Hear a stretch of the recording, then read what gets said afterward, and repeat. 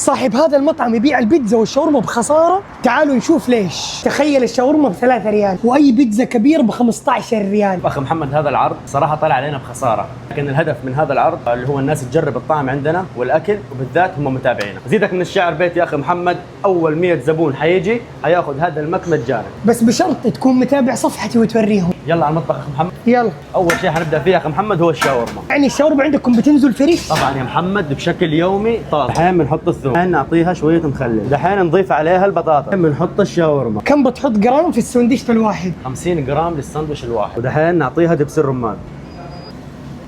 الشاورما سورية 100% على الطريقة الشامية. تخيل الشاورما ب3 ريال. وشرط يا أخي محمد هذا العرض بيكون لمدة أسبوعين.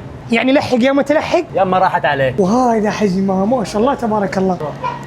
وضوح. صباح الخير، والله حلو تستاهل تأبرني. يلا على الكباب. يلا على الكباب. لحم ايش عندكم؟ اللحم حر يا أخي محمد. لاحظت انهم بيسووا الكباب كباب حلب زمان، جميع انواع المكسرات في السيخ نفسه. هذه الرشة السحرية يا أخي محمد. بسم الله. حتى الكباب حيدخل في خصم خاص. دخلونا على البيتزا. والآن أنت جيت على ملعب.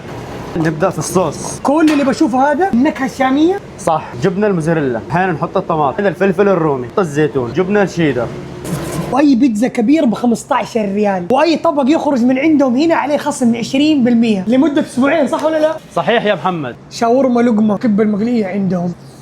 يقولوا الورق عنب على اصوله، وصنف المعجنات عندهم كيف مشكل، لحم بعجين وعش البلبل، اصولها تنحط مع الزبادي. اليوم انا شكلي حصير حلبي. حلبي ولا شامي؟ حلبي. اي عشانك حلبي انت. المصور حلبي.